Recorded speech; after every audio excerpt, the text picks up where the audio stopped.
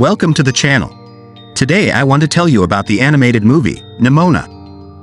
Watch out for spoilers. A long time ago, one kingdom lived in peace, but at one point it was attacked by a terrible evil. But then there was a hero named Glorit, who defeated the evil. She created a squad of knights who must protect people for many generations. 1,000 years have passed, we find ourselves in a futuristic medieval world.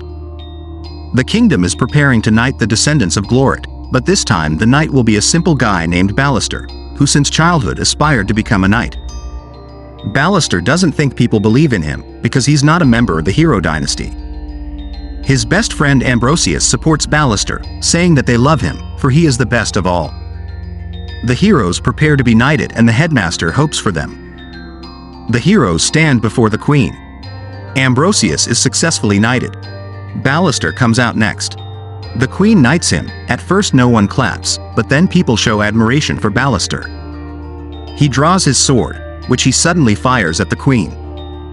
Ambrosius cuts off his arm and Ballister escapes. In the asylum, Ballister makes himself a prosthetic. Someone knocks on the door, but there is no one behind it. Suddenly he sees a strange girl. She calls herself Nimona and acts extremely defiant. Nimona says she wants to be the partner of a villain who has been rejected by society. Ballister says he's not a villain, which makes Nimona a little sad. Ballister doesn't need her help and will go to prove his innocence. Apparently he's been arrested. The principal comes to see him. He tries to prove that he is innocent, but the principal doesn't believe him and won't listen to him. Suddenly, Nimona is in the cell. She easily gets out and opens the door. They get out. Ballister tries to go stealthily, but Nimona doesn't care much for stealth. An alarm starts and they run away from the guards. They meet Ambrosius and then go into hiding. Nimona demands to be trusted otherwise and suddenly turns into a rhinoceros. Nimona disposes of the guards with ease and they escape. Nimona also transforms into other animals and they successfully get out. Nimona is satisfied with the fun. Ballister wakes up and sees Nimona preparing food. He doesn't remember what happened and Nimona sets up their secret lair. Ballister remembers that she was transforming into other creatures. He calls her monsters, which Nimona strongly dislikes. He asks why Nimona is helping him. She replies that he is just as hated as she is. Ballister thinks the squire must know the truth, since he gave him that sword. Nimona is happy to help Ballister, but on the condition that they become partners. Suddenly Nimona becomes a shark, a very funny shark. Everyone is very angry about the complete destruction of the institute. They need to find the queen's killer and protect the kingdom. Ambrosius says he must find Ballister and kill him. Ballister and Nimona must sneak into the marketplace where they find the squire. Nimona doesn't try to hide, even though there is an alert throughout the city. They decide to take the subway and are surrounded by yeoman soldiers who need to be distracted. Nimona disappears and suddenly Ballister appears on the subway, scaring everyone around him.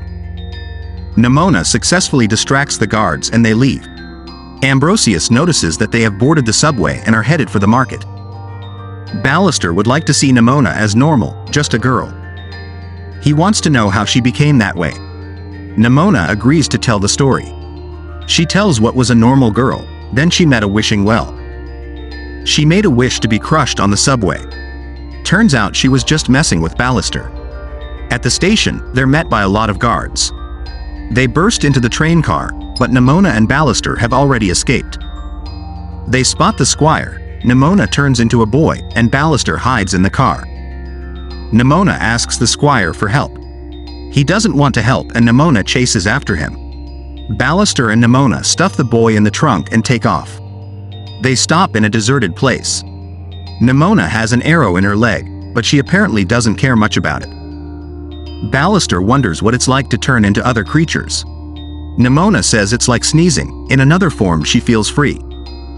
They let the squire out and demand the truth.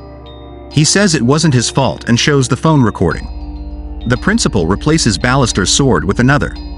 Ballister doesn't understand why the headmistress killed the queen. Nimona offers to upload the tape to the net, but Ballister won't do it, because his faith in the institute will be lost. He wants to show the tape to Ambrosius. Nimona doesn't understand how you can trust a man who cut off your hand and what's it all for. Ballister says Ambrosius will definitely help them. The principal says Ambrosius can talk to her. Ambrosius wants to say what he's feeling and thinking, but says it's okay. Nimona and Ballister show up. He says the headmistress killed the queen and he has proof, but the phone with the recording gets broken. They are surrounded. Ballister tries to prove to Ambrosius that he is not a murderer, but his friend doesn't order their arrest. Ballister has lost trust in his friend and they happily smash everyone around them. Ballister defeats Ambrosius, but he doesn't kill him.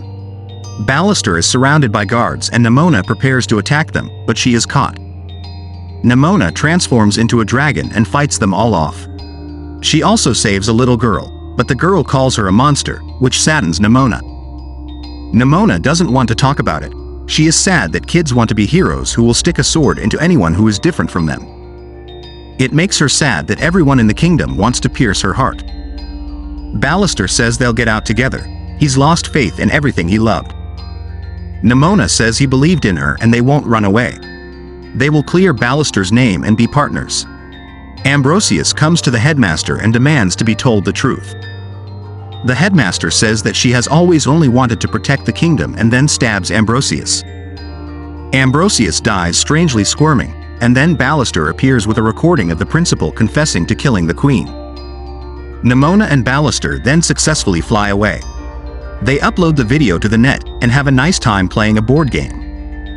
The video starts gaining a large number of views. Happy with the result, Ballister and Nimona, in the shape of a shark, dance.